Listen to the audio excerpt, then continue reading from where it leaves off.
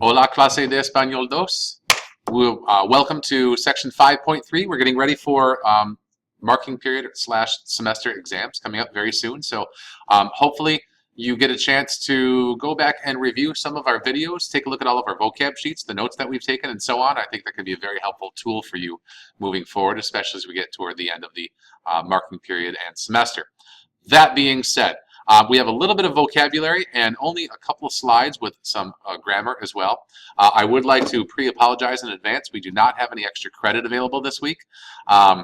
We'll start that up with the new semester soon thereafter, but we're in the last couple weeks getting ready for exams and so on, and I think that we're going to put forth all of our efforts into preparing for exams as well as studying for our last couple of quizzes as well. So I just wanted to give you that information in advance. Let's go ahead and get started with our vocab for this week. For section 5.3, giving explanations. Acordarse de. Acordarse de is to remember.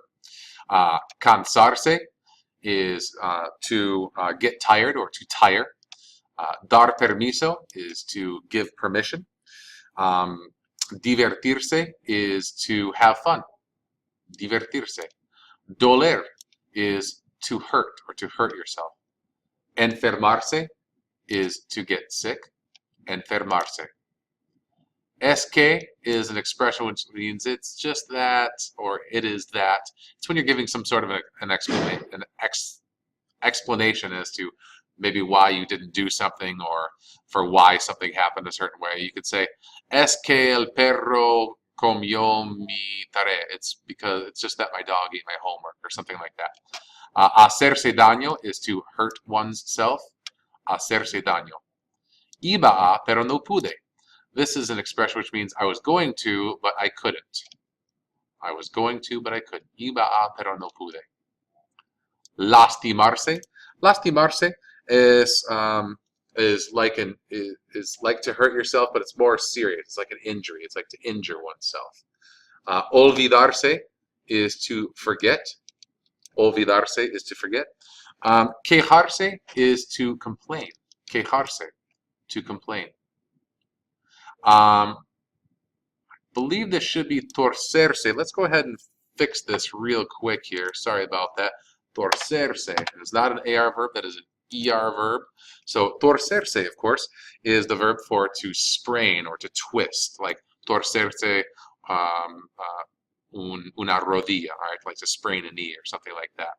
Or torcerse una muñeca, to sprain a wrist or something along those lines. Okay, continuing on. So some of these had to do with injuries and hurting yourself, sprains and stuff like that. We have some different parts of the body as well. So let's go ahead and take a look at these. First one, el codo is the elbow, el codo. El cuello is the neck, el cuello. El hombro is the shoulder, el hombro. La muñeca is the wrist, la muñeca. El muslo is the thigh, el muslo. La pantorrilla is the lower back, it's your calf, la pantorrilla. La rodilla is your knee, la rodilla. And el tobillo is your ankle, el tobillo. So hopefully that's helpful for your pronunciation.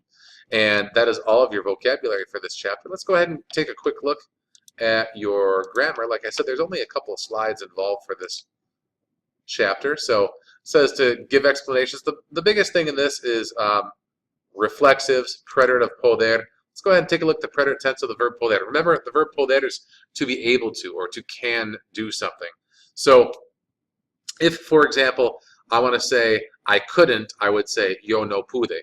Or if I say you could or you were able to, then it would have been a pudiste. Okay, so poder is to be able to or to can do something, and this is the preterite tense of it, so it's all in the past. All right, yo pude, I could or I was able to. Tú pudiste, you could or you were able to. Pudo can mean he, she, or you formal, could or were able to. Nosotros pudimos, we were able to. Vosotros pudisteis, you all, informal, were able to. Ustedes pudieron, You all formal were able to, or they were able to. They were able to be like ellos or ellas pudieron. So that is the preterite tense of the verb poder. A few reflexives. In chapter 3, we learned about reflexive verbs for personal care, like peinarse, cepillarse, bañarse. There are other verbs that use reflexive pronouns, some of which express feelings. For example, me divertí mucho, I had a lot of fun. Okay, it comes from the verb divertirse. Or se enfermó porque comió demasiado. Like he got sick, because enfermarse is like to become sick or to become ill.